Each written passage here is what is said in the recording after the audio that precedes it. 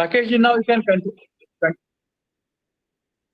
So now we can continue where we left yesterday. And today, as you said yesterday, rightly, we can begin and start sharing or adding to what you said or discussing or samvad. We can start the samvad.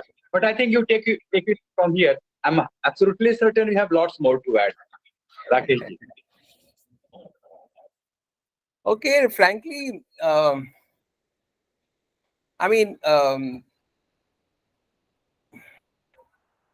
I don't know where to begin. Honestly, this was a googly from you, Arunji. But I think this, this little realization that all that you do is be with this moment, and be attending to this moment, is a treasure. And yesterday we were discussing this, and Hinduji brought out that how difficult it is. It's very easy to talk about it, but to live it in your everyday, dealing with the situations, it's one of the most difficult things to do. And we actually took an example of how the impulses take over, and your sense of presence or your awareness completely goes down. The center suddenly comes in the moment its boundary is violated or challenged. So I mean, that is happening even right now. I mean, not right now, but I would say on my everyday basis, when I go back and reflect on my day, as I have, let's say, at the end of the day, I would still find that there are umpteen number of times when my level of presence or awareness was much lesser compared to what it I would have wanted it to. And I've tried to go a bit deeper into that as well, in terms of if one has to be completely present, then what does it mean? And it's a very popular thing to say that this Eckhart Toole has basically popularized this concept of power of now. And I think it's a very simplified or simplistic way of looking at things.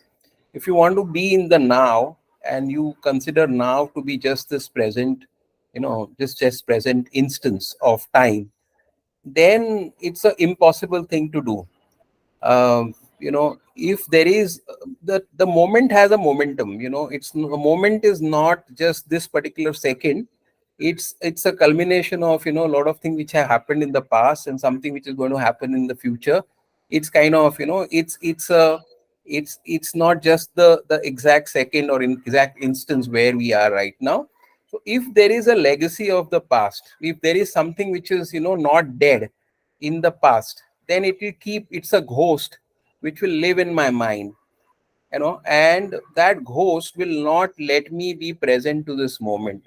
So I call it memory, and I say that memory is actually a graveyard, and you have to give the past a very proper burial. It has to die.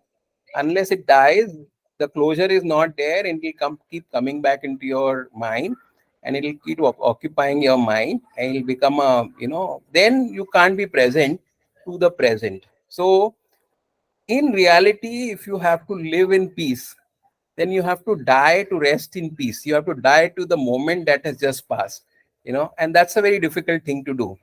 So in my practical life, how I have been looking at it is, actually, I can go back. Allow me, Arunji, just a couple of more minutes.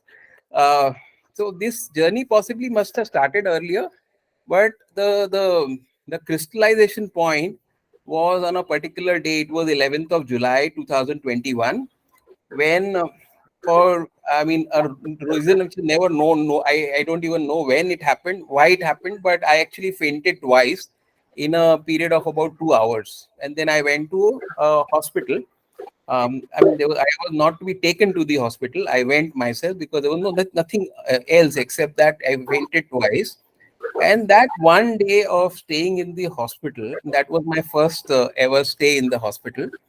Something happened, and I said that first, a lot of things happened that if supposing this was something serious, then this would have fallen apart, that would have gone bad, a lot of those things. And then I realized that, I'm not the first one who would have died. There are so many people who have died and the world has continued. So it's more in terms of my own sense of peace, that I am, burdened with so much that I am not ready to die in this moment. And that's where, I kind of took a lot of precipitate decisions. I decided to withdraw from a lot of things which were possibly, were wasting a lot of my energy. And I kind of, started refocusing myself. And since then, what I have been trying to do is to bring closure to a lot of those ghosts.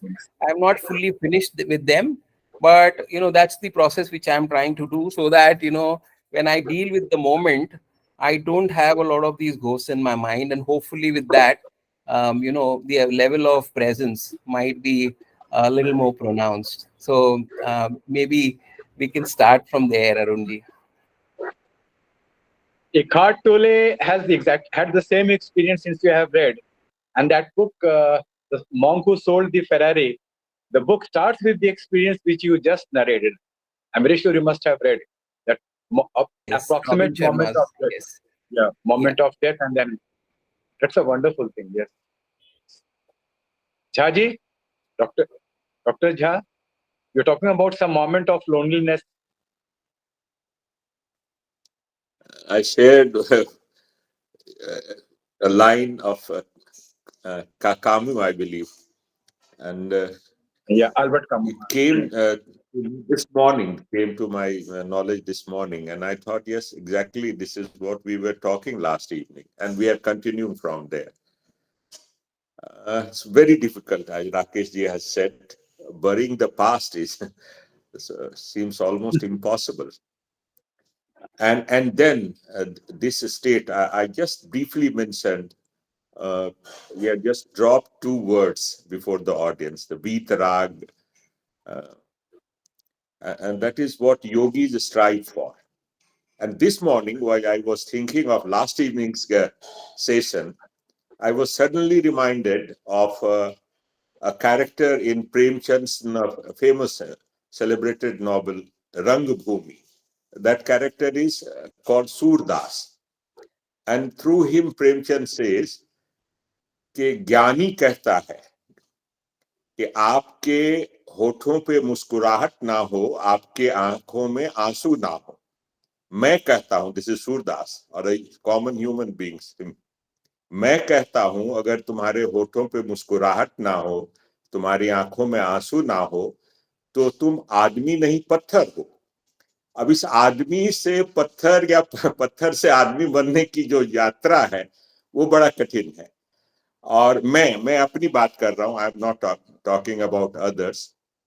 बहुत मुश्किल है सिर्फ आदमी बन के रहना या पत्थर बन जाना. हम लोग कहीं ना कहीं उसी के बीच में रहते हैं. और उस प्रक्रिया में जो अंदर में चलता रहता है अंतर्द्वंद और विचारों का घात प्रतिघात, वही that is walk with in. And that is the topic Rakesh ji has kindly consented to discuss with us. Let's move forward. Sir, Dipankar, can I just come in a minute for just to add to what Jhasar is saying? So one approach is, or one, and this is, a lot of people talk about it, that um, indifference, Vitrag is kind of an indifference. Actually, it is not indifference. It is not supposed to be indifference. Supposing a moment of sadness arrives, you know, I have to be completely immersed in that sadness. I have to be responding to that moment of sadness. I have all the authority, all the right, all. In fact, if I mean, I'm not a human if I don't do that. So being sad or being happy is not barred. And that is not what Vitrag is. I mean, that's how I look at it, sir. It is not calling it my sadness, and it's not calling it my happiness. The moment that wave is past, I should be I should be allowing that wave to pass. Then I should not carry the wetness with me. I should be able to move on. If I am able to do that, I think then I am, possibly that Vitrag is actually, playing out well for me. So I would by all means be very happy when a moment of happiness arrives, very sad when a moment of sadness arrives. There's so much tragedy in the world. I have all the right to feel bad about it, but I shouldn't be carrying it as my tragedy or my sadness or my that sense of mine, that gravity which I bring along with it. That is where the challenge arrives. But sorry. Beautiful. Buddha की एक कहानी कहानी आ रही थी. अपने शिष्य को कहा कि जब आप नाव पार करते हो, नाव से आप नदी पार करते हो, तो नदी पार करने के बाद नाव को अपने कंधे पर ढोते हो क्या? तो नदी पार करने के बाद नाव को अपने कंधे से उतार लेना, वही वीतराग है, ऐसा बुद्ध ने कहा था. I mean, I just wanted to peep in because that it came to my mind instantaneously. Dipankar, you were the one who had requested, and Ashutosh did that. That perhaps if you look at the video again of Rakesh ji, more ideas may come to your mind. Or so something came to your mind, or would you like to add something? Unmute yourself, please.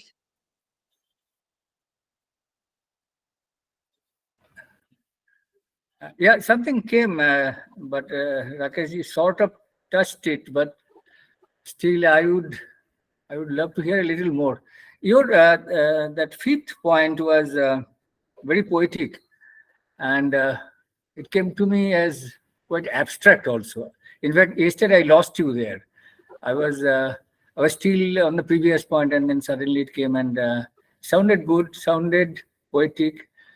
I don't know if you want to elaborate a little more. You did today. You just talked of being, but there was a poetry part in it also. Or you are done. I mean, then I'll not request. It's for Rakesh, right? Yeah. Of course. Rakesh ji. Rakesh, please. Yeah, sir. Actually, that is so difficult to describe, or it is so difficult to express, that the only way one can do it is to make use of a little bit of a poetry. And in fact, I do a bit of a writing on some of these things, and is one of those pillars of that. And there's no other way I can talk about it, because I mean it's self-referential, right? I'm basically saying that is actually not my own is. That is yours, everybody's. Our isness is common. It's and that's the one which is actually experiencing everything that Rakesh Vajpai is going through, everything that Dipankar sir is going through, everything that Arun sir is going through. All of that is actually being it's in that common, or that common pool of consciousness. I don't know how else I can talk about it, honestly. I don't think it is something which is given to words, and it can be expressed in words. So which is why one has to make use of some of those pointers or poetry, etc., to kind of express it. But again, it's very pretentious to say that I would say anything with authority on it, because like I said yesterday also, I haven't met it. Okay, there is a sense that it is there, but I haven't met it. I haven't experienced it. I don't know whether it is a false sense. I wouldn't know anything about it. Hindu ma'am.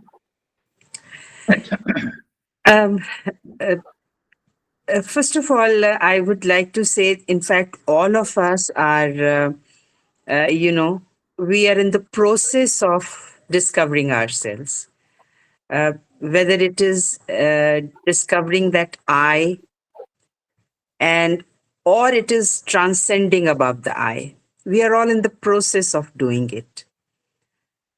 And what Rakesh ji was just talking about was a very high Vedant, right? When you talked about that isness, that is existence. Satchit Anand to hai to. This is the Satya, our truth, that we are all connected.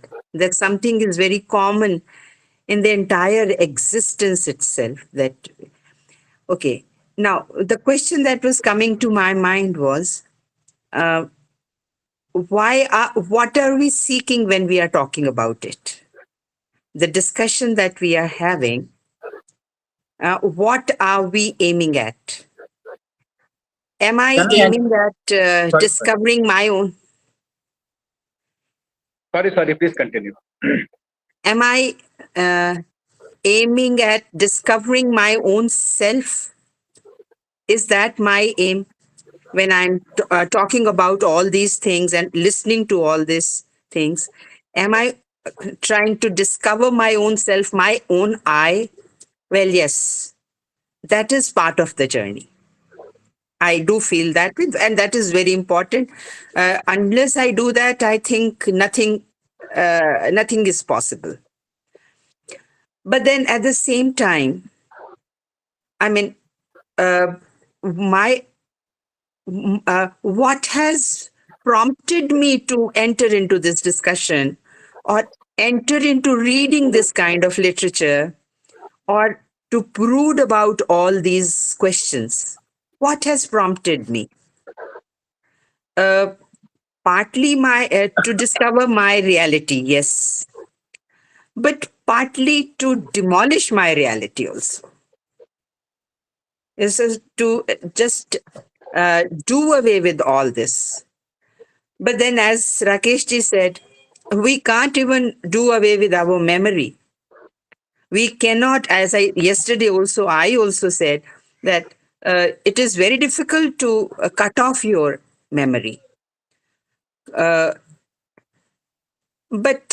in my experience, I mean, in my practice and in my experience, although, some people don't really take to this approach very approvingly, but what has really helped me is the bhakti element. You see, the bhakti element helps me in discovering myself and also in transcending myself. Because, I mean, all the things that you are saying are absolutely true. They are experiential. But I would feel that none of that would be possible. I can't even move one step ahead without bringing in that bhakti element. For example, if I have to forget a nasty past, how would I do that? My approach would be कि जब इस संसार में एक पत्ता भी उसके इच्छा के बगैर नहीं हो सकता, तो अगर ये हुआ है तो ये इसमें भी कुछ अच्छा ही होगा. In fact, I applied this when my son met with a very, very serious accident. So, when I was going to the hospital, I had not even seen him. I kept reminding myself कि उसके निजाम में कभी कोई खोट हो नहीं सकता. So, believe me, this kind of thing, this kind of practice has helped me to transcend my past and then forget about the future. Whatever may happen. And what has happened was his wish, his will. So my approach to this is, this. I would really love to listen to others who have a kind of another solution to this. Because this is the only solution that comes to me, to my mind. I don't know any other thing. So I would really appreciate if there is a philosophy, there is a logic. Well, Vedant and Buddhism and everything else, comes after it. These things, they provide the logic, to help me more grounded in bhakti. That is my approach towards it. I hope this makes sense. Thank you. Maybe somebody else or Rakesh will take. Madam, एक जरा मेरा question नहीं है. ये भक्ति आप जब कह रही हैं, I mean, we all understand what bhakti is. मुझे थोड़ा समझ में नहीं आता, आप जब भक्ति कर रही हैं तो भक्ति किस चीज की और किस व्यक्ति की या किसी सोर्स की? Would you kindly elaborate? किसी चीज की भी नहीं, किसी सोर्स की भी नहीं। विश्वास, अगर आप इसको विश्वास का नाम दे दें, विश्वास इन अ सुपर पावर, जिसको हम सब अपनी अपनी तरह से इमेजिन कर सकते हैं। आप उसको कृष्णा कहो, आप उसको जीसस क्राइस्ट कहो, मोहम्मद कहो, बाबा नानक कहो, कुछ भी कहो। विश्वास, भक्ति का मतलब विश्वास से। तो सोर्स तो हुआ ना, सोर्स तो हुआ वही गॉड, आप उसको गॉड बोल दीजिए, सोर्स तो हो गया। मेरा सवाल का उत्तर आपने दे दिया। Super power, yes, super power god, चलिए for want of any better word. और Right. भक्ति मतलब जो भी वो कर रहा है, करेगा, उसने किया, वो सब ठीक था। Do I understand you rightly? बिल्कुल बिल्कुल ठीक था, ठीक है और ठीक ठीक रहेगा। ठीक। Rakesh ji. Yeah, ma'am, I just want to say firstly, you are blessed. If that, that unconditional surrender, the bhakti is there, you're truly blessed.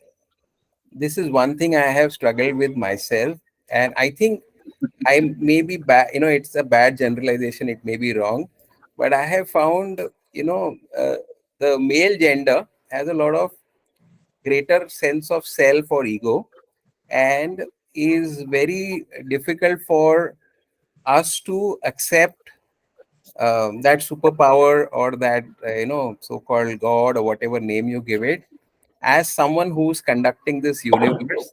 And we always get into reasoning and questioning.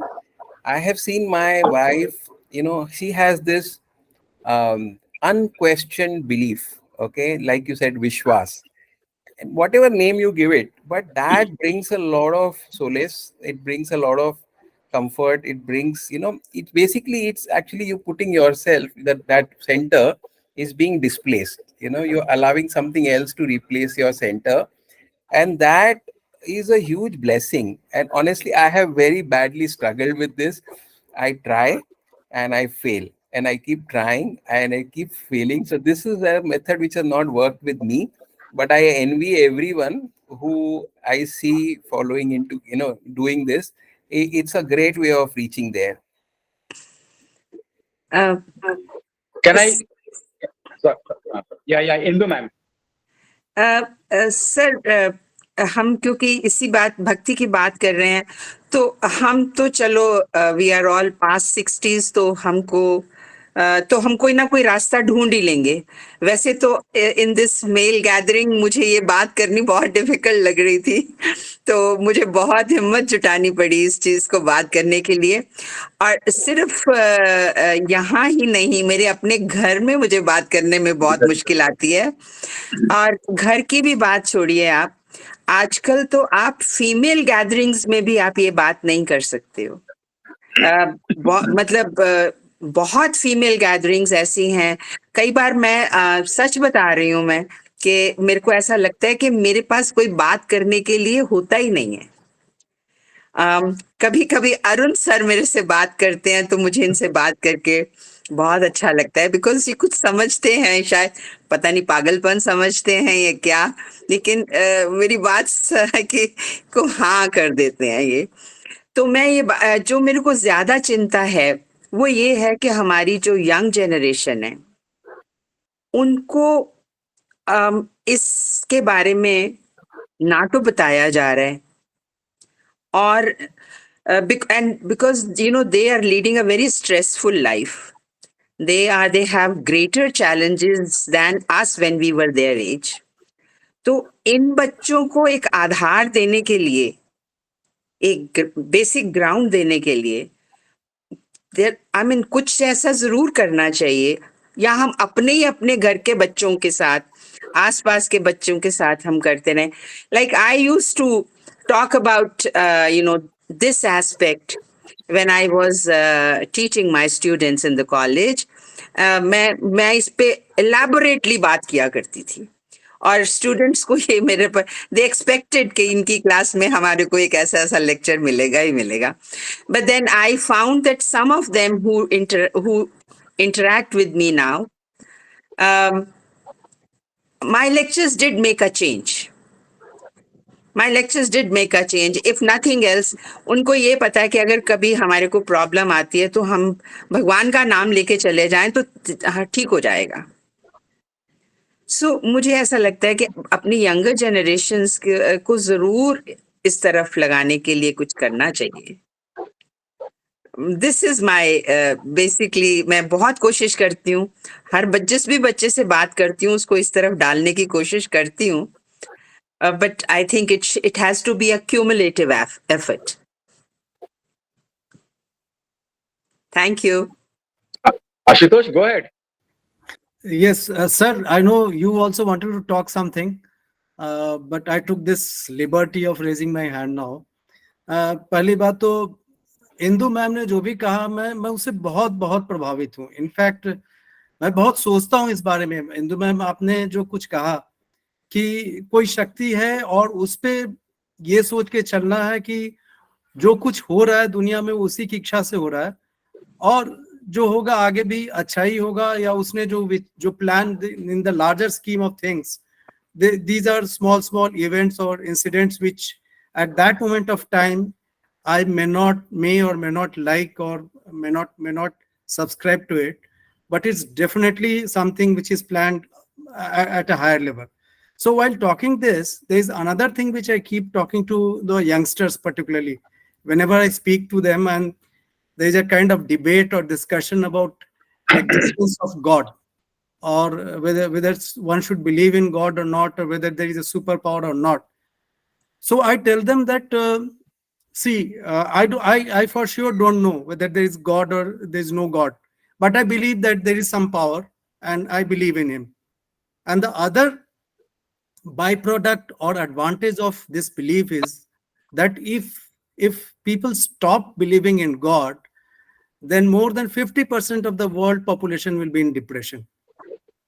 That is what I said. I may be जो हिंदी में बोलते हैं अतिशयोक्ति, शायद वो अतिशयोक्ति हो मेरी, लेकिन मैं ऐसा मानता हूं कि ईश्वर पे या किसी सुपर पावर पे विश्वास करना या भक्ति करना हमें वो स्ट्रेंथ देता है और वो एक टॉनिक देता है, एक मेंटल टॉनिक देता है, जो कि हमें काफी सारी सिचुएशंस को हैंडल करने की, उनको झेलने की उससे ताकत मिलती है, प्रेरणा मिलती है. And I personally very strongly believe in this because I have, like everyone else, I have gone through very difficult patches in life, and I still feel that if he did something which I didn't like or felt that something bad happened to me, there are many good things which happened with me.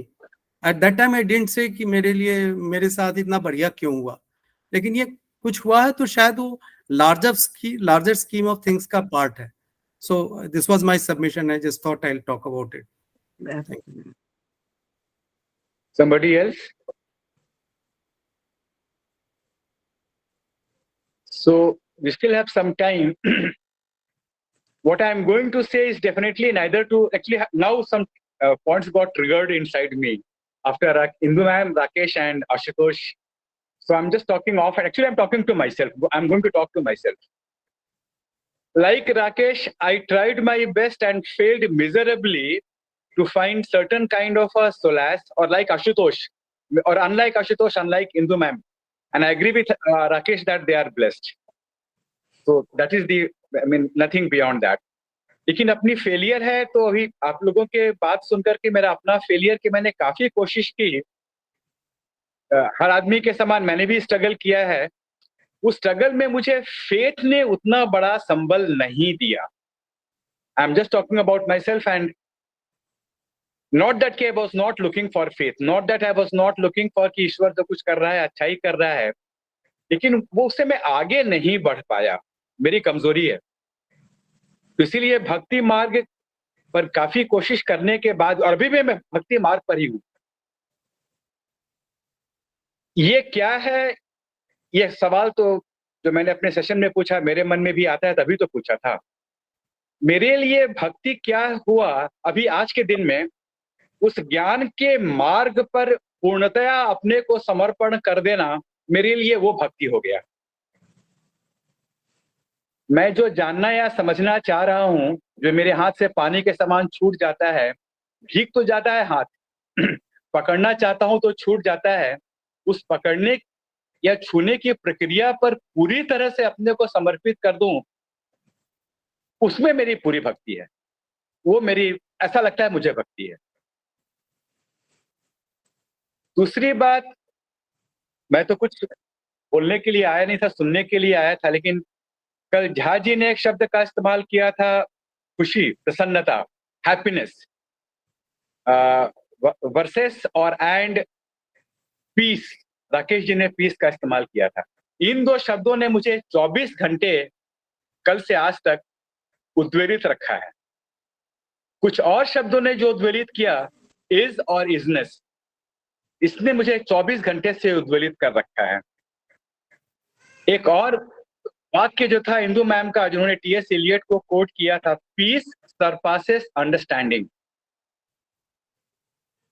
और राकेश ने जो कहा था झा जी के प्रत्युत्तर में, नहीं उनके इसमें, कि happiness is a mountain I would not like to climb at this point of time, I would like to stay with piece.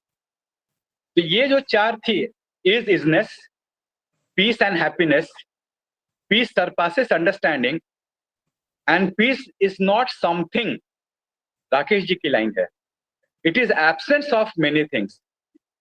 Did I hear you rightly Rakesh ji? Did you say that? Yes, yes. तो इसके ऊपर जो मेरे मन में 24 घंटे से प्रक्रिया चल रही थी, जो मुझे पकड़ में नहीं आ रहा है, अभी कुछ ट्रिगर पॉइंट्स मिले हैं, तो वो मैं ऑफ हैंड शेयर करना चाह रहा हूं अपने से बात करने की प्रक्रिया में। तो थोड़ा सा इसके ऊपर मैं बाद में आऊंगा। अपना भी अपना एक्सपीरियंस मैं शेयर कर रहा हूं कि जब मैंने पढ़ना शुरू किया और पढ़ाना शुरू किया, तो बहुत सारे सवाल मेरे मन में आते गए, खासकर मैथ्स और फिजिक्स में, जिसका उत्तर मुझे मिलता था, अधिक फिलॉसफी मत बतियाओ, फिजिक्स को फिजिक्स पढ़ने दो, अधिक फिलॉसफी की बात मत करो। उस समय मुझे मालूम ही नहीं था कि फिलॉसफी क्या होती है, बिल्कुल नहीं, क्लास 9-10 में। कई बार मैंने अपने क्लास में पढ़ाने के समय कुछ शब्दों का इस्तेमाल किया, वाक्यों का, जो मुझे नहीं मालूम कहाँ से आया। उसमें से एक का मैंने इस्तेमाल पिछले सेशन में किया था, जो अपने गांव के बच्चों को विश्वास देने के लिए कि अपने आप को उत्तर देने से मत रोको। मैं क्या कहता हूं? The best questions are those which do not have a definitive answer. The best questions have answers. आपने जो आंसर दिया ठीक है, मगर मत डरो कि वो सही है कि गलत है, क्योंकि डेफिनेटिव आंसर कुछ है ही नहीं। जब 25-30 वर्षों के बाद, 25-30 वर्षों के बाद कहां से, मेरी अपनी पढ़ाई जब खत्म हुई, जब मैंने कुछ वेदांत या वेदांता पढ़ना शुरू किया, तो वो क्यों पढ़ना शुरू किया? क्योंकि मेरे टीचर्स ने कहा, अधिक फिलॉसफी मत बतियाओ। कि जब मैंने पूछा अपने सर से, जब वेलोसिटी पढ़ाई गई मुझे, तो मैंने कहा, ये वेलोसिटी क्या है, मैं नहीं समझ रहा हूं सर। वेलोसिटी की परिभाषा थी स्पीड की, दो स्थानों के बीच में जो डिस्टेंस है, फाइनाइट डिस्टेंस है, 5 मीटर 10 मीटर, उसको तय करने में जितना समय लगता है, 2 सेकंड 4 सेकंड, दोनों को डिवाइड कर दो तो स्पीड मिल जाएगा। तो मान लीजिए 10 मीटर की दूरी किसी व्यक्ति ने 5 सेकंड में तय की, तो हमने कहा उसका वेग 2 मीटर प्रति सेकंड है। अगले ही क्लास में, शायद उसी क्लास में, उन्होंने एक्सेलरेशन पढ़ाया। एक्सेलरेशन का मतलब वेलोसिटी लगातार बढ़ रही है, या डिसेलरेशन मतलब घट रही है। तो मैंने कहा, सर कि अगर वेलोसिटी लगातार बढ़ रही है, मतलब वेलोसिटी स्थिर नहीं है। तो जब वेलोसिटी लगातार बढ़ रही है, तो वेलोसिटी का मतलब ही कोई नहीं निकलता है। Velocity is a meaningless concept. यही मैंने कहा कि जब अगर 2 सेकंड अगर उसने 10 मीटर की दूरी 5 सेकंड में तय की, उसकी गति कितनी हुई? 2 मीटर प्रति सेकंड। तो मतलब पहले भी वो 2 मीटर प्रति सेकंड से चल रहा था, थोड़ी देर बाद भी 2 मीटर प्रति सेकंड से चल रहा था, थोड़ी देर बाद भी 2 मीटर प्रति सेकंड से चल रहा था। उसकी वेलोसिटी तो कांस्टेंट हो गई।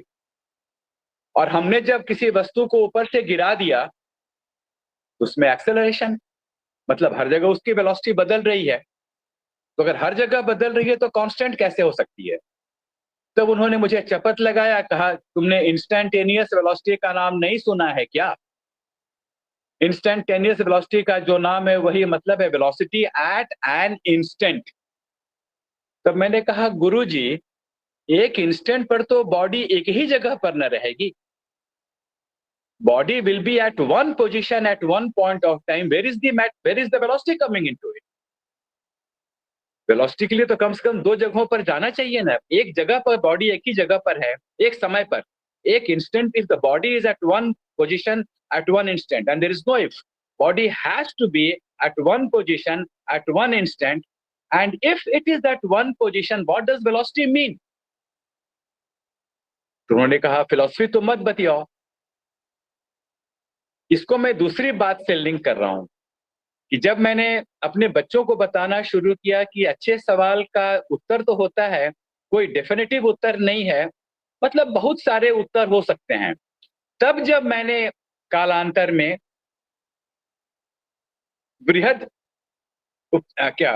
बृहदारण्यक उपनिषद पढ़ा याज्ञवल्क्य को, तो मुझे कहा यही बात तो मैं बताना चाह रहा था।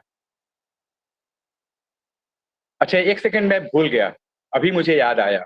एक और बात मैंने अपने सेशन में कही थी जो मुझे किसी वेद या वेदांता से नहीं मालूम पड़ा। मैंने अपने आप कहा था, आज राकेश जी से भी उससे बात हो रही थी, कि कोई सूचना या कोई जानकारी तुम्हें मिलती है तो उसे अपने दिमाग के रूपी मंदिर के दरवाजे पर रख दो, उसे अस्वीकार करो।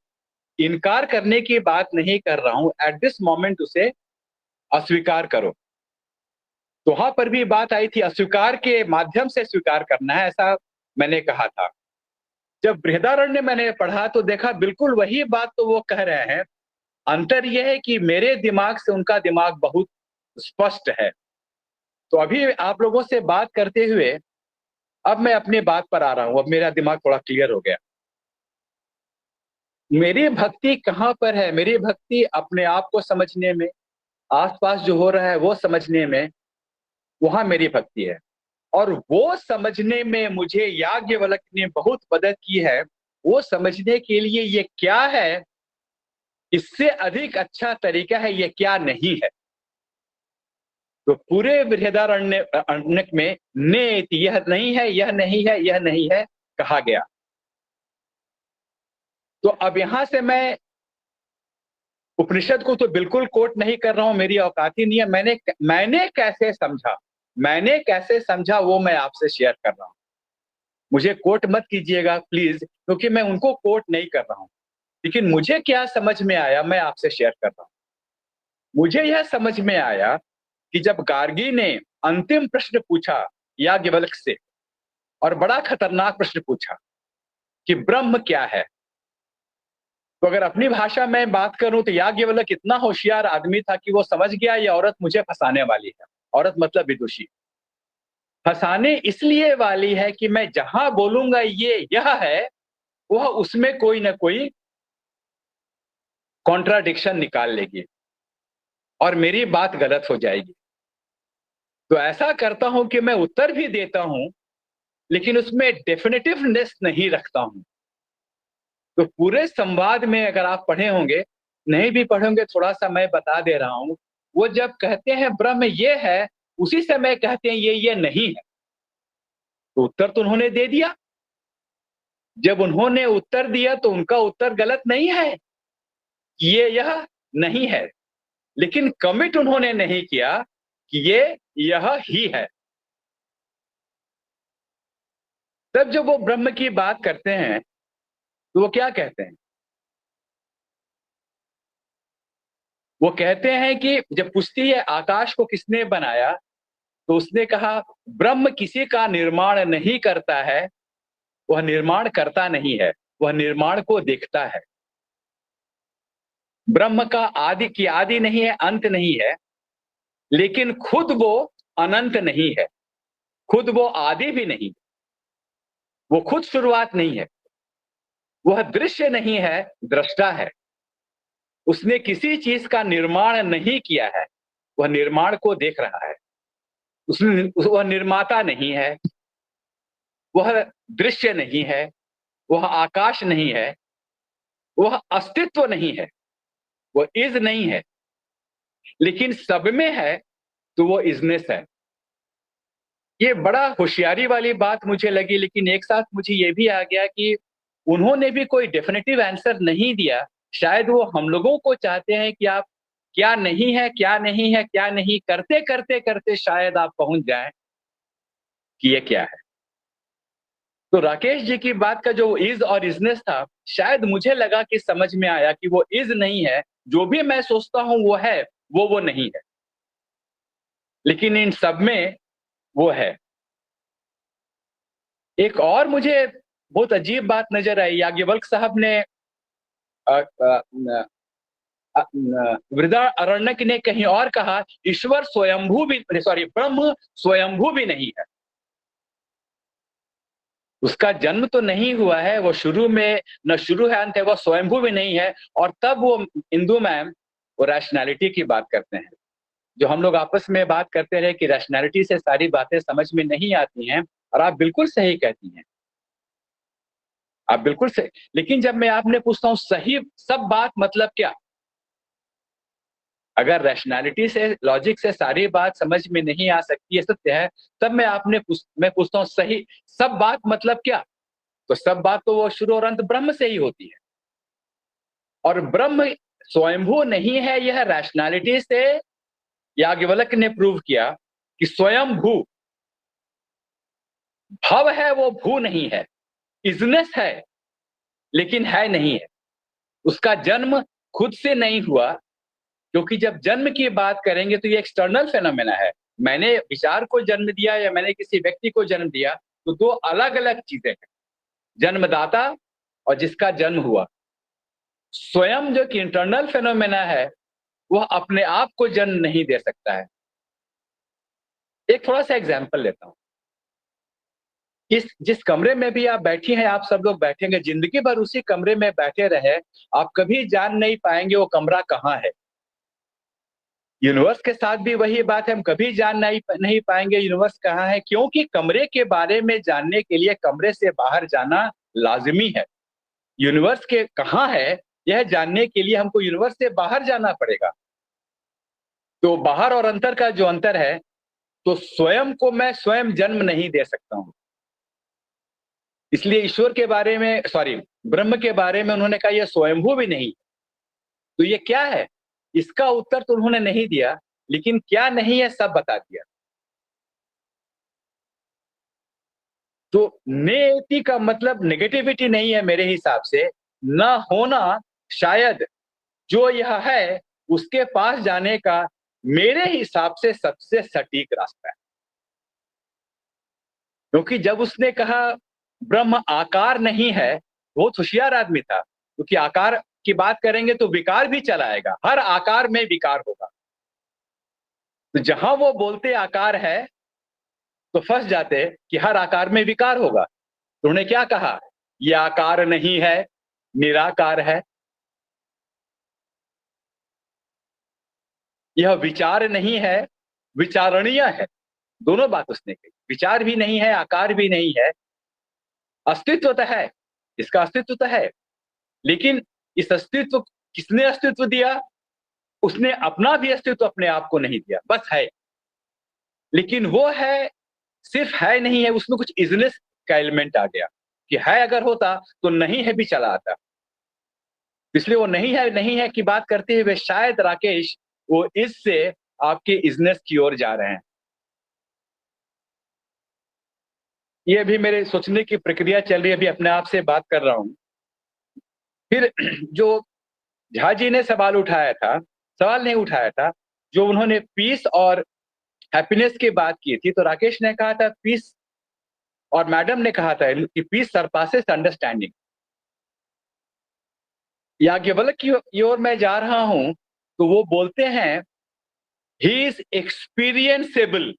ब्रह्म is not experience, but he definitely is एक्सपीरियंसेबल।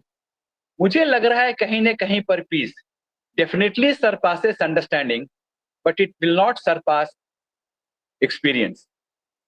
It is definitely experienceable.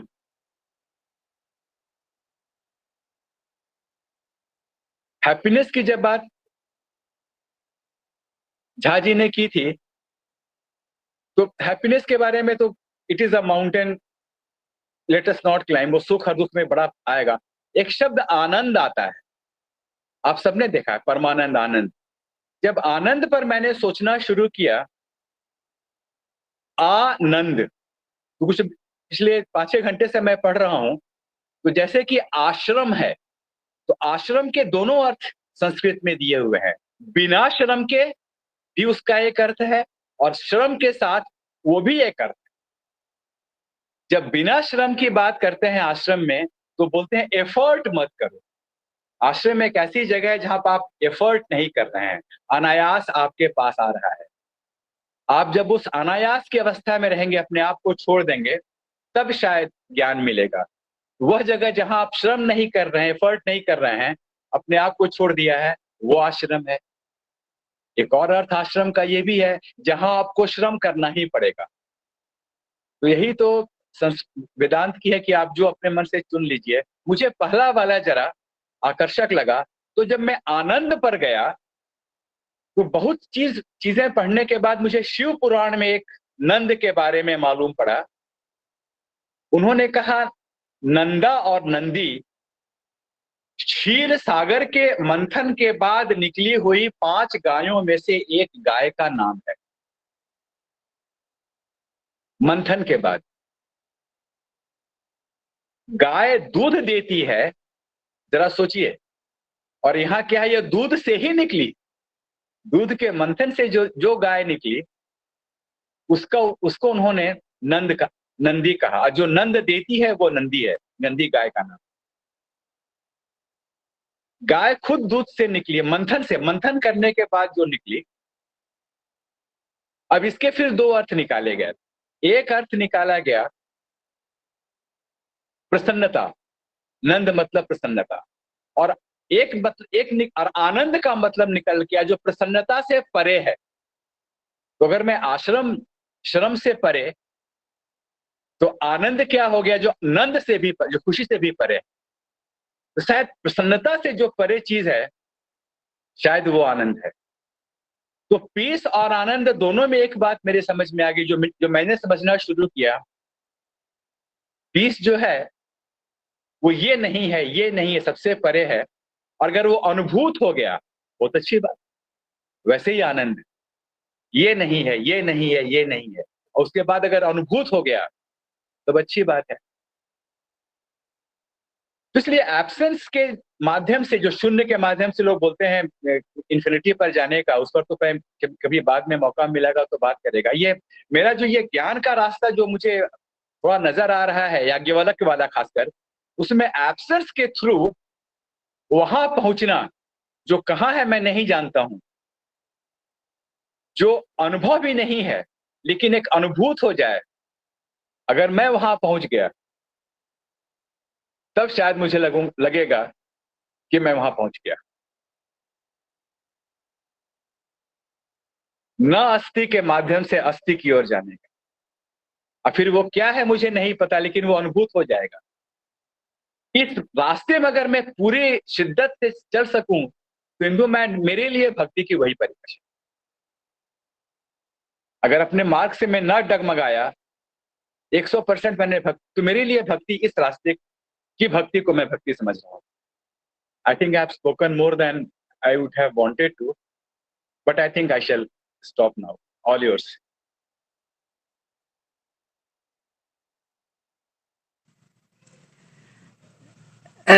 अगर इजाजत हो तो मैं कुछ बोलूं सर? आप सब लोगों के लिए ही इजाजत है, मुझे अब नहीं कुछ बोलना है। प्लीज। सर सबसे पहले तो आपको सुनते हुए दिल कर रहा था कि आप बोलते जाएं और हम सुनते रहें। बहुत मजा आ रहा था, बहुत आनंद आ रहा था। और आपकी तो मतलब मुझे लगता है कि पकड़ एक अलग सिरे की पकड़ है आपकी तो इन चीजों पे। तो पहली बात सर, मैं बहुत जब मैं भक्ति की बात करती हूँ तो भक्ति कोई प्रभु चैतन्य जैसी भक्ति नहीं है, मीरा जैसी भक्ति नहीं है, एक बड़े छोटे से विश्वास के नाम की भक्ति है। मतलब इसको मैं भक्ति वो जो हम भक्ति की चरम सीमा कहते हैं, वो तो बिल्कुल हम उस लायक भी नहीं हैं कि हम उसको टच भी कर सकें। लेकिन हम ये कहें कि अपने स्ट्रगल्स को ओवरकम करने के लिए अगर हम किसी चीज का आश्रय लेते हैं तो वो भक्ति। लेकिन इसके साथ साथ क्योंकि ये भक्ति पूरी तरह it is not full throated bhakti, तो it is very important to have some kind of gyan also with it. तो इस ज्ञान के बगैर भक्ति तो ये नहीं चल सकती है, बिकॉज ज्ञान भी परिपक्व नहीं है और भक्ति भी परिपक्व, तो सब कुछ साथ लेके चलना पड़ता है। मतलब भक्ति मार्ग का भक्ति ले ली, ज्ञान मार्ग का कुछ ज्ञान ले लिया। अब श्रम मार्ग का जो है वो मेरे से ज्यादा तो हो नहीं पाता, घर से बाहर निकला नहीं जाता, जरा कुछ किया नहीं जाता, तो घर बैठे बैठे जो किसी की हेल्प कर सकते हैं, that is the only thing we can do. और फिर और उसके बाद रह गया एक मेडिटेशन, वो कोशिश होती है। तो मेरे कहने का मतलब है एक फुल पैकेज, थोड़ा थोड़ा थोड़ा उसमें सारा कुछ है। It is like a thali we order in a restaurant, जिसमें थोड़ा थोड़ा थोड़ा थोड़ा सब कुछ होता है। तो एक तो बात ये है। और मैं जो समझती हूँ कि जो लोग अभी पूरी तरह भक्ति में नहीं, उनके लिए ज्ञान तो एब्सोल्युटली मस्ट है। और कम से कम मेरे केस में मैं वेदांत को ही फॉलो करती हूँ, तो मुझे लगता है कि ये this is the pinnacle of ज्ञान। खास तौर पे जब आप इसका दृग दृश्य विवेक और मतलब आप इनके जैसे जैसे जो इनके कॉन्सेप्ट्स हैं, इनमें आप जितना जितना, और खास तौर पे मैंने मांडुक्य को अच्छी तरह से पढ़ा, बाकी तो मैंने बहुत ज्यादा नहीं, मांडुक्य को पढ़ा, और मुझे वहां से जो समझ आया वो तो हर एक, वो कुछ भी नहीं है, मतलब उसका तो ये उनका तो ये है कि दिस इज नथिंग, ना तो कोई ज्ञानी है ना अज्ञानी है, ना कोई सर्च कर रहा है ना कोई सर्च करने की कोई चीज है, दिस इज एब्सोल्यूट, कुछ भी नहीं है। तो खैर उस चीज को जब तक हम एक्सपीरियंस ना करें तब तक उसमें विश्वास करना बड़ा मुश्किल है, बहुत मुश्किल है। अब या तो भगवान हमको वो एक्सपीरियंस दें तो फिर हमको समझ आए कि वो एक्सपीरियंस कैसा होता है और फिर पता लगे, बट जब तक वो नहीं होता है तो मुझे लगता है कि हम ये शास्त्र जो हैं उन पे विश्वास करके चल सकते हैं। तो मतलब आफ्टर ऑल इतने सारे संत महात्माओं ने इस पे विश्वास करके अपना गोल हासिल किया है, तो ये सब विश्वास करने लायक ही हैं। अब आप भी तो इनको पढ़ रहे हैं, तो इसका मतलब है, देखिए आपकी साइंटिफिक माइंड जो है इन पे टिका हुआ है, तो इसका मतलब there is something definitely over there. तो एक ये बात। और दूसरी बात सर, जो हमने आनंद की बात, आपने तो उसका संधि विच्छेद करके आपने बात करी ना, तो मैं उस तरह से नहीं कर रही हूँ। जैसे सच्चित आनंद में जब हम बात करते हैं, एग्जिस्टेंस कॉन्शियसनेस और ब्लिस की जब हम बात करते हैं, हमारी सच्चाई जो कहते हैं कि वेदांत कहता है कि हम वो हैं, असली सच्चाई हमारी। तो ये ब्लिस जब हम कहते हैं, तो जो इंग्लिश वर्ड ब्लिस है, जिसको हम एक्चुअली उसका मीनिंग हैप्पीनेस लेते हैं, तो उसका मीनिंग हैप्पीनेस वैसे नहीं है। उस आनंद या उस ब्लिस का मतलब everything that is good in the world, everything that is positive in the world, it has nothing to do with happiness. अच्छा, मैं अब आप, हाँ जी, आप मेरे मन में ट्रिगर चल रहा है, आप प्लीज अपने आप को मत रोकिए, क्योंकि वो आप जब गुड बोलेंगे तो बड़ा जजमेंटल हो गया मैडम। राइट। हाँ, शायद मुझे वो भी नहीं बोलना चाहिए, मुझे गुड भी नहीं बोलना है, पर हम देखिए शब्दों की अपनी एक सीमा होती है, शब्द कभी भी किसी थॉट को पूरी तरह से एक्सप्रेस नहीं कर सकते हैं, पर हमको रास्ता तो शब्दों के ही थ्रू बनाना होता है ना, तो हम कुछ ना कुछ इन्हीं के थ्रू बनाएंगे। तो एनीवेज, अच्छा, दूसरी बात, जब आपने बात करते हुए कहा आकार और विकार की बात करी, तो उसमें द्वंद्व, डुअलिटी आई। सबसे पहले डुअलिटी आ गई ना, हर एक एस्पेक्ट का, काला गोरा, डुअलिटी। तो सबसे पहला क्वेश्चन जो मेरे मन में इस सब सारी क्वेश्चंस को लेके जब पहला क्वेश्चन आया, वो मुझे ये समझ नहीं आता था। वो कहते, there is no duality in the being.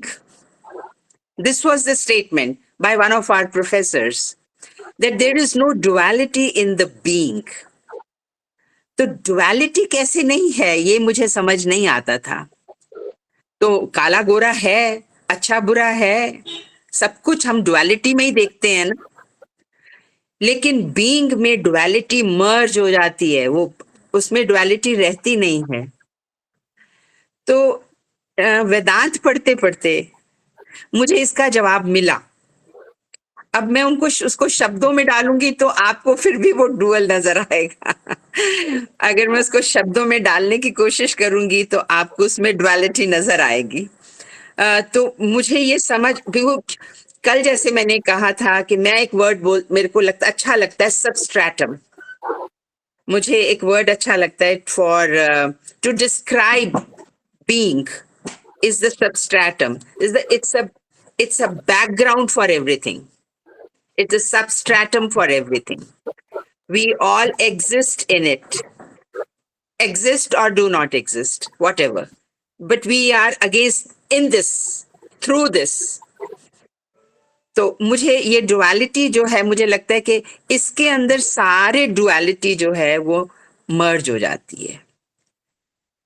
जब आप आकार और विकार की बात कर रहे थे, तो वो सारा इसके अंदर मर्ज हो जाता है। दिस इज व्हाट, ये कुछ एक पॉइंटर्स थे जो आप बात कर रहे थे तो मेरे माइंड में चल रहे थे, तो मुझे लगा कि let me talk to you about that.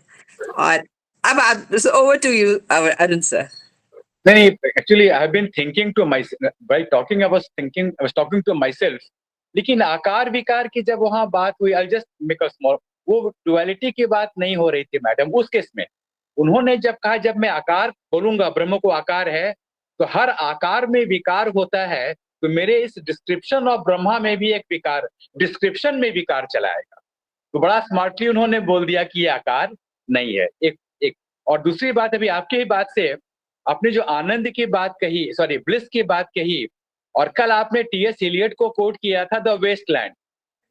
Westland मैंने बहुत बचपन में रूई के समान धुनाई करके पढ़ी थी, क्योंकि वो मेरी फर्स्ट इंट्रोडक्शन थी टू इंग्लिश लिटरेचर। वेस्टलैंड में ही फिर से वो बृहदारण्य को ही कोट कर रहे हैं टी.एस. इलियट, जब डिस्क्राइब करते हैं ब्लिस को। अगर मुझे याद है तो बोलते हैं दत्तम दध्यम दमयंतम, दा वो रिदम में, if I am right, I mean please correct, दत्तम दध्यम, तो दमन, दया और दान, दान, दया और दमन। जी हाँ, अपने रेस्ट्रिक्शन। तो उनके मुताबिक ब्लिस पर जाने के कम से कम 3 रास्ते हैं, दान, दया और अपना दमन। तो वो आनंद की बात भी हुई, और आपने कल टी.एस. इलियट को भी कहा था, तो उन्होंने आनंद को ऐसे डिस्क्राइब किया था। Actually, I have nothing to say. I do not want to say now. The moment we finish, I'll start thinking about what I told you. ये रिकॉर्डिंग पढ़ूंगा कि मैंने क्या बोला, मुझे याद नहीं आएगा, तो मैं रिकॉर्डिंग देख करके जो आप सोचूंगा। आप लोग please take over. Ashutosh, please take over. I want to listen to everybody. Haji probably has raised it. Okay, I can see that Dr. Jha has raised his hand. So, sir, over to you, Dr. Jha. बस छोटा सा 2 comment है। जो अरुण जी बोल रहे थे याज्ञवल्क्य के बारे में, तो वो तो हाई वेदांत था। अब दैनिक जीवन में being a doctor, in many cases rather in most of the difficult, challenging cases in medical science, we arrive at a diagnosis by exclusion. एक छोटा सा उदाहरण, ये बुखार मलेरिया नहीं है, ये बुखार टाइफाइड नहीं है, ये बुखार ट्यूबरकुलोसिस नहीं है, तब हम एक रास्ते पे पहुंचते हैं. तो ये उच्च वेदांत और एक साधारण मनुष्य के जीवन में, एक प्रोफेशनल के जीवन में भी बहुत बार, बल्कि मैंने कहा कि in most of the cases where we are facing a difficult diagnostic problem, we arrive at a diagnosis by exclusion. और आनंद की व्याख्या अरुण जी ने की, सबकी अपनी अपनी समझ होगी. एक छोटा सा, एक ब्रह्म की परिभाषा में ये भी है कि आनंद रूपामृतम ब्रह्म, आनंद रूपी अमृत ही ब्रह्म है. तो आनंद का इतना बृहद ये किया है कि जो आनंद रूपी अमृत है उसी को आप ब्रह्म कह सकते हैं.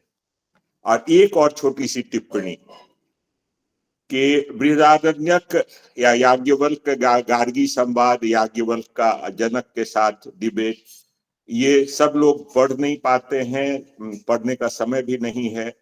जो पढ़ पाते हैं उसमें समझ नहीं पाते हैं. एक और है इसी विषय पे, आदि शंकराचार्य का, अगर उनका निर्वाण षटकम जब पढ़ेंगे, इसमें यही है कि मैं ये भी नहीं हूं मैं ये भी नहीं हूं, लेकिन अंत में कंक्लूजन क्या है कि सच्चिदानंद रूप शिवोहम शिवोहम कहते हैं. शिवोहम, तो जब आप इस प्लेन पे जाएंगे तो बड़ा आनंद आएगा वेदांत में. और फिर वही जो कल से आज तक ये सेशन कंटिन्यू कर रहा है, राकेश जी ने जो चुना, वॉक विद इन, ये नहीं है, ये नहीं है, ये नहीं है, तो तब हम एक पहुंचेंगे. और मैं कुछ भी नहीं हूं, मैं सब कुछ हूं. मैं आकाश भी नहीं हूं, पृथ्वी भी नहीं हूं, अंतरिक्ष भी नहीं हूं, वायु भी नहीं हूं, अग्नि भी नहीं हूं, तो कुछ तो हूं. तो शंकराचार्य ने भी उसको कहा. और एक्सक्लूशन में ये, this is an excellent way even in science to arrive at a conclusion. Exclusion is a well-defined way of reaching certain conclusions. बड़ा आनंद रहा कल से आज तक. अभी और आगे दिलीप जी चले गए लगता है. दिलीप जी से तो एक सेशन करवाना है पोएट्री पे. जो चाहे कोई बोले कि बहुत फिलॉसफी बतियाते हो तो ठीक है, बतियाएंगे. दिलीप की थोड़ी तबीयत खराब है और कुछ नर्व का इश्यू उनको होता है, तो कुछ बैठ नहीं पाते हैं आधे पौन घंटे के बाद. Rakesh is there, Ashutosh, now you both of you take over. मुझे तो बस सुनना ही है. मुझे जो कुछ एक मन में भावना आई थी वो मैं पहले बोल चुका हूँ. तो Rakesh ji, if anything that you would like to add. Nothing, not really. I think just been listening, and it's been a privilege to hear Arunji and Indu ma'am. And I think I have also, I have a lot of things to mull over. Like you said, we'll go back to this, we'll revisit this, and kind of learn further from this. So yeah, nothing further to say. Okay, sir. In that case, we will conclude for today. I mean, Indu ma'am has raised her hand before we conclude. Sir, अभी आपने doctor Jha ने शिवोहम निर्वाण षटकम की बात करी, और उसमें शिवोहम की बात करते करते मुझे एक और रेफरेंस याद आया. मैं वो भी सामने रखना चाहती हूँ. दुर्गा सप्तशती में एक देवी सूक्तम है, और उसमें वाक देवी हैं, जो कुछ 30-35 लाइनें हैं सिर्फ उस सूक्त की. और उसमें वो जो बात कर रही हैं, वो अपने आप को, वो कह रही हैं कि वो मैं सब कुछ हूँ. एक्चुअली वो अपने आप को, because she was god realized, और वो उन्होंने सत्य को पहचाना था. और उस वक्त उन्होंने अपने आप को, अब मुझे संस्कृत की लाइनें तो याद नहीं है उनकी, लेकिन उसमें वो अपने आप को वरुण, सोम, उस वक्त की जितनी भी एंटिटीज थी, तो उन सभी एंटिटीज के साथ वो, और समुद्र और धरती, सबके साथ आइडेंटिफाई करती हैं. वो कहती हैं कि मैं ये सब हूँ, मैं ये सब हूँ. तो जो अल्टीमेटली अपने आप को रियलाइज कर लेता है, या तो वो निर्वाण षटकम की तरह जो भी चीजें हैं, मतलब जिसका आकार विकार की चीजें हैं, उनको सबके लिए नेति नेति कह देता है, और फिर उसके बाद वो दूसरा स्टेप आता है जब वो कहता है कि मैं सब कुछ हूँ, मैं सब कुछ हूँ. तो I just wanted to add that. Rakesh, after we finish, I have a line. जी sir, I finish sir. Thank you sir. Rakesh, did you raise your hand, Rakesh? Yeah. Yeah, Just please this go ahead. Nirvana Satakam, it was just kind of, triggering a thought in my mind. It goes neti, but in the end, it actually says aham nirvikalpam nirakara rupam. It actually also starts describing what I am. So it is neti, but in the end, it is not leaving at that. It is still, trying to kind of go somewhere. That is the only thing I wanted to add. Can I एक बहुत interesting बात मुझे चारों वेद पढ़ने में अपने समझ से आई. शुरू के जो दो वेद हैं, सामवेद और ऋग्वेद, और दोनों जो बाद के वेद हैं, यजुर्वेद और अथर्ववेद, पर्सनली जो डिफरेंस नजर आता है, शुरू के वेदों में ना बहुत है, और बाद के दो वेदों में, अथर्ववेद में कि जादू क्या है, संगीत क्या है, उसमें क्या है वो बहुत है. तो मुझे क्या समझ में आया कि जो शुरू में जो सोचने की जो प्रक्रिया थी, उसमें न स्वीकार करने पर ज्यादा ध्यान था. तो शायद ट्रिगरिंग ऑफ माइंड में कुछ छोड़ दिया गया कि यहां तक तो मैंने कह दिया नहीं है, आगे तुम सोचो क्या है. कालांतर में शायद वो स्वीकार की प्रवृत्ति बढ़ गई. पूजा, भगवान वरुण का ये डिस्क्रिप्शन है, सोम का ये डिस्क्रिप्शन है, दुर्गा का ये डिस्क्रिप्शन है, ये करोगे तो प्रसन्न होंगी, उनका ये गुण है. तो यजुर्वेद और अथर्ववेद में मैंने देखा है, उसमें यह है. शुरू में शायद जो सोचने की प्रक्रिया थी, ज्ञान की जो प्रक्रिया थी, उसमें है और नहीं है, दोनों का बड़ा अच्छा सम्मिश्रण है. नहीं है, ज्यादा है. इस पर जरा हम लोग सोच सकते हैं कि प्रॉब्ली, शायद मेरे हिसाब से, अगर मैं कंप्लीटली गलत हो सकता हूं, कि सोचते सोचते शायद लगा लोगों को सोचने का मार्ग बड़ा कठिन है, ज्ञान का मार्ग तलवार की धार पर चलने के समान है. तो उसको आसान बनाने के लिए शायद कालांतर में नहीं है से यह है शुरू हो गया. और शंकराचार्य लगता है बड़ा अच्छे दोनों के सम्मिश्रण हैं, कि वो भी शुरू करते हैं नहीं, मगर अंत करते हैं. जो दुर्गा की आपने बात कही मैडम, तो दुर्गा जी का तो 7 AD वगैरह में उनके बारे में लिखा गया. तब तक वो हाँ तक आ गया था, मैं ये हूं.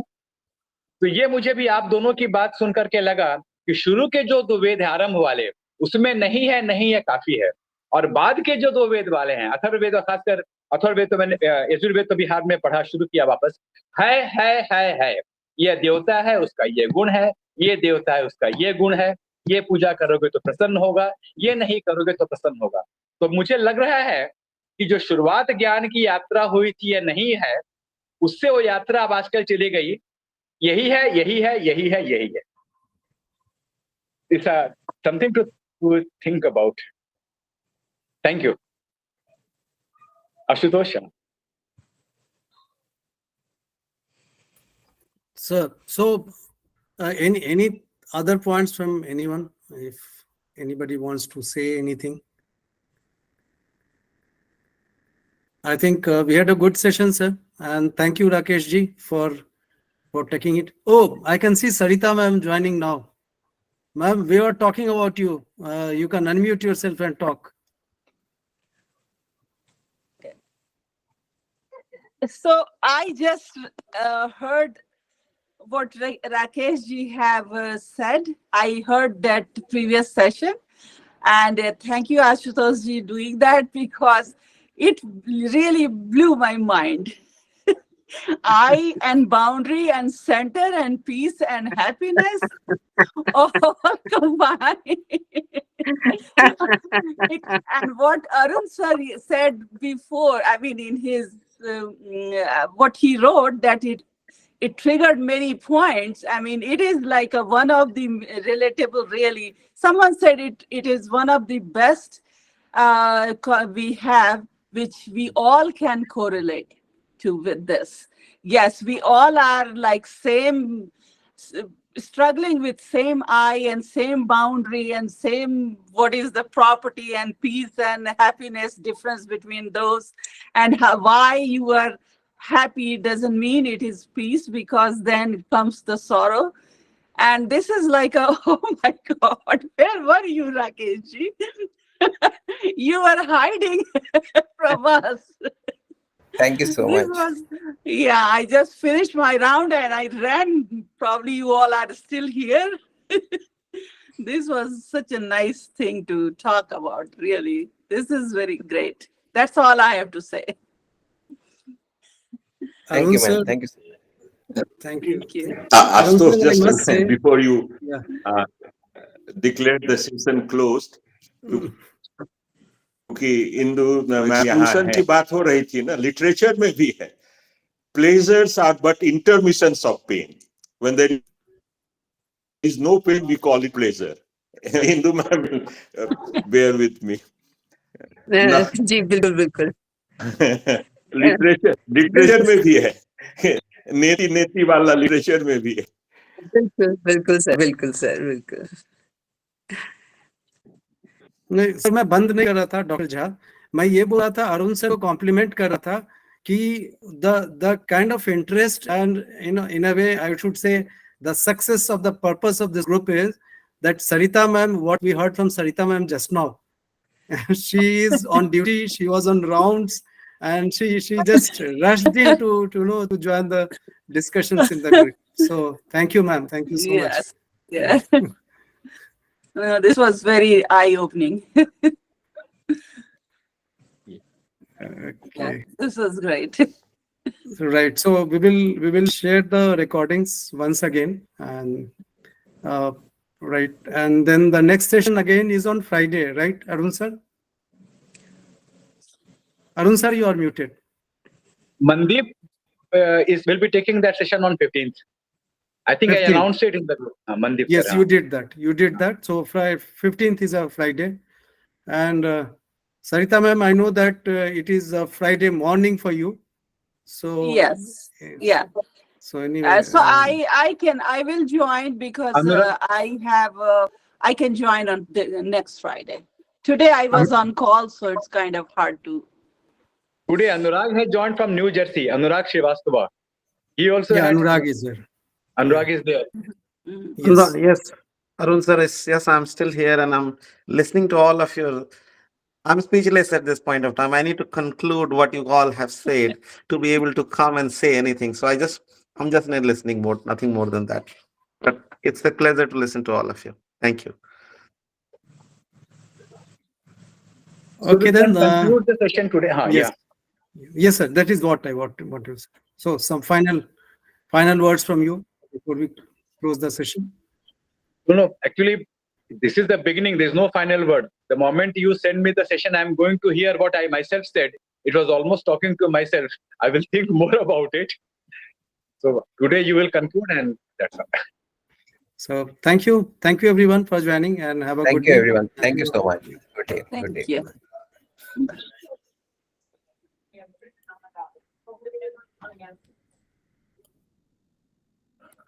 you.